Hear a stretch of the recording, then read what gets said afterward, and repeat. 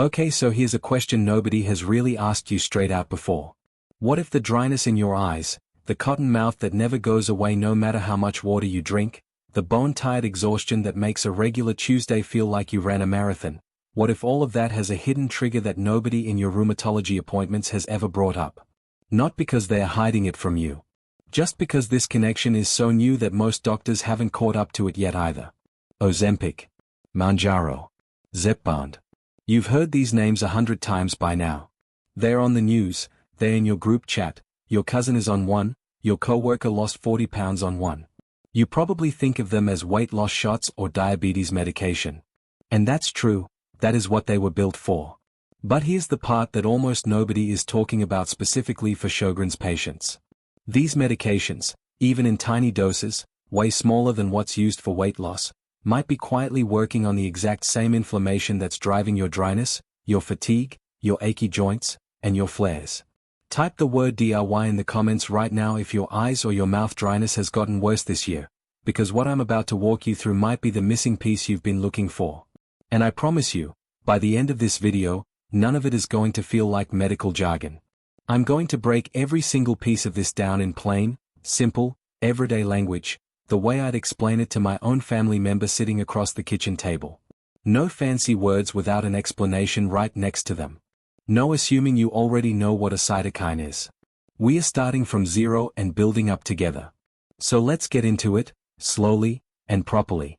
If that sentence just landed for you, if something in what I've described so far sounds familiar, I've put together a symptom map that shows exactly how this condition progresses, what shows up at each stage, and where the standard tests are most likely to miss it. Type symptom map in the comments right now and I'll send it to you directly. Because what I'm about to show you next is why that map matters more than most people realize, and why the stage you're in changes everything about what happens next. Let's start with the names themselves, because I know they get mixed up constantly, and that confusion alone causes a lot of unnecessary fear and confusion for patients. There are really only 2 actual medications hiding behind 4 brand names. Think of it like this. Imagine 2 different recipes, and each recipe gets sold under 2 different labels depending on what it's being used for. The first recipe is called semaglutide. That's the actual drug. Now, when semaglutide is sold in a lower dose and approved for diabetes, it's called Ozempic. When that exact same drug, semaglutide, is sold in a higher dose and approved specifically for weight loss, it's called Wegovy.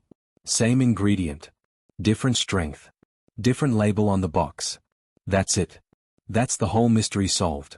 Now the second recipe is called tirzepatide. Same idea. When tirzepatide is sold for diabetes, it's called Mounjaro. When that same drug, tirzepatide, is sold at a dose meant for weight loss, it's called Zepbound. So really, there are just 2 ingredients here, semaglutide and tirzepatide, each wearing 2 different name tags depending on the job they're doing. Here's where it gets interesting for us, for the Sjogren's conversation specifically. These 2 drugs don't work in exactly the same way inside your body. Semaglutide, the ingredient in Ozempic and Wegovy, works by turning on one single switch in your body. Scientists call that switch the GLP-1 receptor. I know, more letters. Just think of it as one single doorbell. When semaglutide is in your system, it presses that one doorbell, and that doorbell triggers a bunch of helpful effects. Things like slowing down digestion, helping control blood sugar, and as we are going to talk about, calming down inflammation. Tirzepatide, the ingredient in Mounjaro and Zepbound, is a little different. Instead of pressing one doorbell, it presses 2 doorbells at the same time. One is that same GLP-1 doorbell, and the other one is called GIP. 2 doorbells ringing instead of one. And because tirzepatide rings 2 doorbells instead of just one, it tends to produce a stronger effect overall, including a stronger effect on inflammation markers, things like CRP and Illinois-6, which I promise I'm going to explain in plain English in just a moment. Researchers have actually measured this. Studies looking at tirzepatide showed a noticeably bigger drop in these inflammation markers compared to a placebo, which is just a fancy word for a fake, inactive treatment used to compare against the real drug in a study.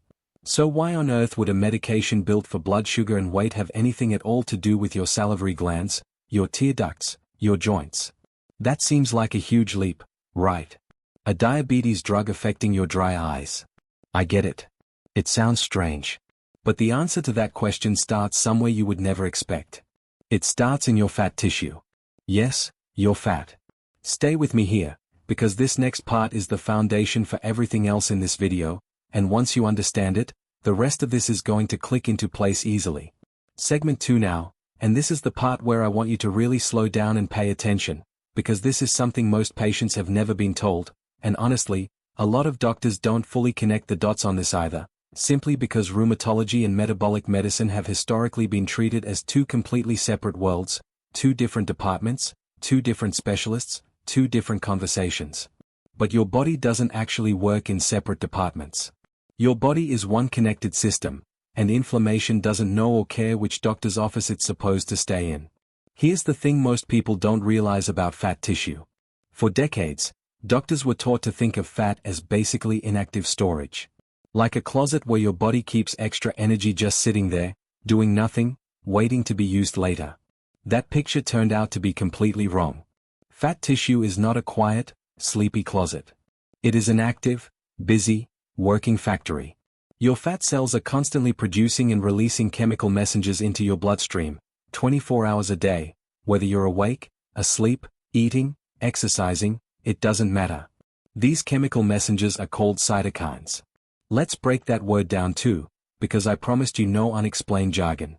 A cytokine is basically just a tiny chemical message that one cell sends to another cell. Think of it like a text message your fat cells are sending out constantly to the rest of your body.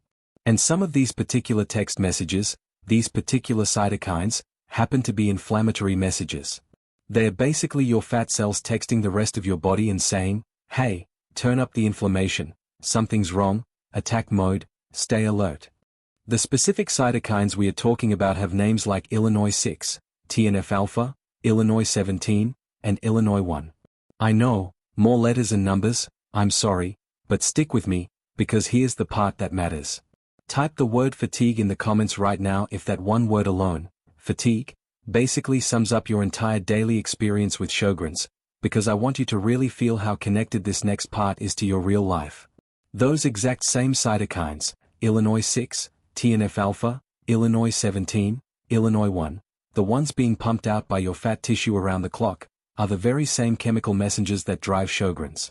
They are the same messengers involved in the inflammation around your salivary glands, the same ones tied to your tear gland dysfunction, the same ones connected to your joint pain, and very likely connected to that deep, unshakable fatigue that no amount of sleep seems to fix.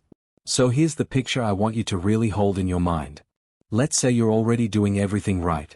You're taking hydroxychloroquine, or maybe you're on a biologic medication your rheumatologist prescribed, and you're doing your best to manage your Sjogrens the way you've been told to. Meanwhile, completely separately, if you're also carrying some extra weight, your fat tissue is sitting there in the background, like a faucet that never fully turns off, constantly dripping these same inflammatory messages into your bloodstream. Every single day. Whether you remember to take your medication or not. Whether you're having a good day or a bad day. That faucet just keeps dripping. This is a big part of why so many Sjogrens patients tell me their medication feels like it's doing something, but not quite enough. It's not that the medication failed you. It's not that your doctor picked the wrong treatment. It's that there's a second source of inflammation running quietly in the background that nobody ever addressed, because nobody ever connected your metabolic health to your autoimmune disease in the same conversation. Two different specialists, two different appointments, two different prescription pads, and meanwhile your body is dealing with both problems at once, completely unaddressed as a combined issue. And it doesn't stop at just feeling tired or dry. This same chronic, low-grade inflammation traveling through your bloodstream also affects your heart and your blood vessels over time.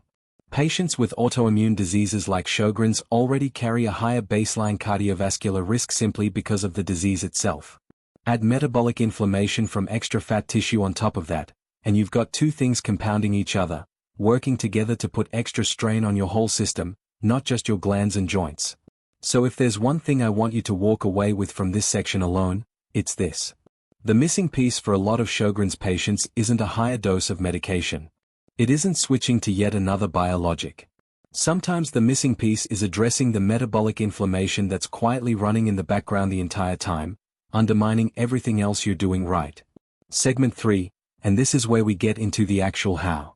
How do these medications, Ozempic, Mounjaro, Zepbound, actually go about lowering inflammation.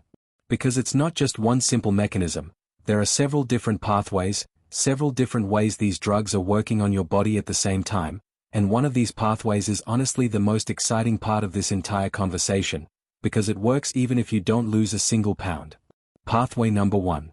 Cutting off the fat-driven inflammatory supply at the source. Remember that leaky faucet we talked about, your fat tissue constantly dripping inflammatory messages into your bloodstream. When you lose even a modest amount of weight on these medications, even just 5 to 10% of your body weight, which for a lot of people is somewhere between 10 and 20 pounds, your fat tissue meaningfully reduces how much of those inflammatory cytokines it's pumping out. Less fuel being thrown onto the fire. Less background noise for your immune system to deal with. Which means whatever medication you're already on for your Sjogrens now has an easier job to do, because it's not constantly fighting against that extra inflammatory drip in the background. Pathway number 2, and honestly, this might be the most important one in this entire video, so I really want you to slow down here. This pathway works completely independent of weight loss. Meaning, even if you don't lose a single pound on this medication, this pathway can still be active and still be helping you. Here's how it works, explained as simply as I can. Inside your cells, there's something scientists call the NFKB pathway. I know, another set of letters. I promise this is the last complicated name I'll introduce. Just think of NFKB as a master switch, almost like a circuit breaker box for inflammation in your body. When that switch gets flipped on, it triggers a whole cascade of inflammatory activity throughout your system. Research has shown that GLP-1 medications, the family that includes Ozempic, Mounjaro, and Zepbound, actually help quiet down this master switch. They turn the dial down on that circuit breaker box. This effect has been shown directly in studies looking at cells related to autoimmune and inflammatory conditions. What this means in plain English is that the drug may be calming inflammation at a deep, cellular level, before you've lost any weight at all. This is exactly why even a very small dose, what some clinicians are starting to call microdosing, which just means using a much smaller amount than the typical weight loss dose, can still produce a meaningful anti-inflammatory effect, even in patients who aren't trying to lose weight and aren't significantly overweight to begin with. Pathway number 3. Your gut. I know that sounds like a strange detail, but stick with me, because this connects beautifully to everything else we've talked about. There's something researchers now call the gut-immune connection, and it's exactly what it sounds like. The trillions of bacteria living in your digestive system, what's often called your microbiome, play a huge role in how active or calm your immune system is throughout your entire body, not just in your gut. When that microbiome gets out of balance, when there's too much of the bad bacteria and not enough of the good, it can actually trigger immune activation that travels well beyond your digestive system, reaching your joints, your glands, basically anywhere in your body that's already prone to inflammation. GLP-1 medications have been shown to improve the diversity of your gut microbiome, basically helping restore a healthier balance of bacteria, and they also help reduce something called gut permeability, sometimes nicknamed leaky gut, which is when the lining of your intestines becomes a little too porous and allows things to leak into your bloodstream that shouldn't be there, triggering even more immune activation. By calming this down, these medications may be reducing one more source of background immune noise that's been quietly contributing to your symptoms. Type the word stress in the comments if you genuinely had no idea your gut health was even connected to your dry eyes and dry mouth, because most patients tell me they had absolutely no clue these things were related. Pathway number 4.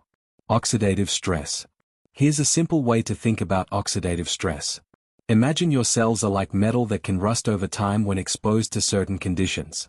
Oxidative stress is basically that rusting process happening inside your body at a cellular level, and it accelerates tissue damage throughout your system. GLP-1 medications have been shown to reduce these oxidative stress markers throughout the body, which may help protect your tissue, your glands, your joints, beyond just calming down the inflammation itself. So to bring all 4 of these pathways together in one simple picture, these medications are working on your inflammation from multiple angles at once. They are turning down the faucet of inflammatory chemicals coming from fat tissue. They are calming down the master circuit breaker switch for inflammation at a cellular level, independent of weight loss. They are helping restore balance in your gut, which is deeply connected to immune activity throughout your whole body. And they are reducing the cellular rusting process that damages tissue over time. 4 different doors, all leading toward the same destination, less overall inflammation running through your system. Now, segment 4, and this is the part where I need to be really honest with you, because I think you deserve honesty far more than you deserve hype, and I'm not going to be one more voice online exaggerating things just to get views. The research on GLP-1 medications and autoimmune disease is moving incredibly fast right now, but it's not moving at the same speed for every condition. The strongest evidence right now exists for rheumatoid arthritis and psoriatic arthritis. Large studies following patients on semaglutide or tirzepatide have shown meaningfully lower disease activity scores, reduced pain, dropping inflammation markers like CRP and ESR on blood work, and better overall response to existing biologic medications. There's also strong evidence in osteoarthritis, with one major trial showing pain reduction far beyond what weight loss alone could possibly explain. And there's early but encouraging evidence in lupus, including signs of fewer flares and a possible slowing of kidney complications in patients with lupus nephritis specifically. Now here's the honest part about Sjogrens specifically. As of right now, there is no large, dedicated clinical trial studying GLP-1 medication specifically in Sjogrens patients, the way there is for rheumatoid arthritis or lupus. I want to say that clearly and plainly, because I think you deserve to know exactly where the solid evidence ends and where the reasonable, educated hypothesis begins. What we do have is the shared biology.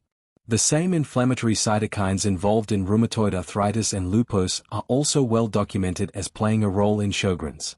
The same gut-immune connection that's been studied in other autoimmune conditions is relevant to Sjogrens biology too. The same oxidative stress pathways that damage tissue in other autoimmune diseases are part of the picture in Sjogrens as well. So what we are looking at is a medication class that has already been shown, in other closely related autoimmune diseases, to calm down the exact biological pathways that are also active in Sjogrens. That is not the same thing as proof. That is a strong, reasonable, scientifically grounded hypothesis, and it's one that more and more rheumatologists are starting to quietly discuss with each other, ahead of the large formal clinical trials catching up and confirming it one way or another. So if you ever come across a video or an article online claiming there's already a landmark clinical trial proving GLP-1 medications treat Sjogrens specifically, I want you to be skeptical of that claim, because as of right now, that specific study simply does not exist yet. What does exist is a really compelling, biologically logical reason to have this conversation with your own rheumatologist, with full and honest information, rather than waiting years for the formal trial to catch up to what the underlying biology is already strongly suggesting. Segment 5 now, and this is the conversation I think almost nobody is having yet for Sjogrens patients specifically, the conversation about microdosing. When most people hear about Ozempic or Zepbound, their mind immediately goes to significant weight loss. Big doses, major appetite suppression, dramatic before and after photos. And for a lot of people, that's exactly the right approach and exactly what these medications were designed for. But here's what I find genuinely exciting, and honestly underused right now in the autoimmune disease conversation specifically. Some patients are being started on a much smaller dose than what's used for weight loss, a microdose, just enough to begin gently nudging those inflammatory pathways we just walked through, without causing significant appetite suppression or major weight change at all. Why would this work without major weight loss? Because, as we just spent the last several minutes walking through together, several of these anti-inflammatory mechanisms don't actually depend on dramatic weight loss to be active. The cellular circuit breaker pathway, the gut microbiome pathway, these can be gently nudged in a helpful direction even at a low, microdose level. A gentle, consistent metabolic signal, even a small one, delivered consistently, may be enough over time to calm down some of the immune activation that's been quietly running in the background underneath your current treatment plan this entire time. This approach seems especially relevant if you're not significantly overweight, but you happen to have other markers of metabolic inflammation showing up on your blood work, things like insulin resistance, prediabetes, or an elevated CRP level, and you've had that nagging feeling that your current Sjogrens treatment is doing something, but just not quite enough.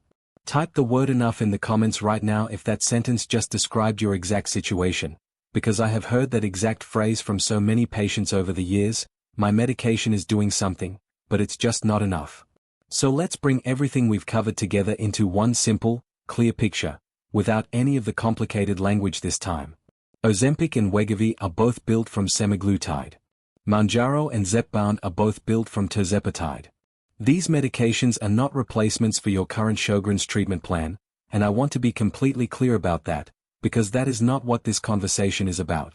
But the underlying mechanisms behind these medications, calming down inflammatory cytokines from fat tissue, quieting that cellular master switch independent of weight loss, restoring balance to your gut microbiome, and reducing oxidative stress throughout your body, these are exactly the same pathways that are deeply involved in driving your dryness, your fatigue, and your joint pain, even though the large, dedicated Sjogren-specific clinical trials haven't fully caught up to confirm this yet. If you've had that quiet feeling, the one where you're doing everything you're supposed to be doing, taking your medication exactly as prescribed, following every piece of advice your rheumatologist has given you, and yet something still feels like it's missing, this metabolic inflammation angle might genuinely be that missing piece for you. Not a replacement for what you're already doing. An additional piece of the puzzle that almost nobody has put in front of you until now.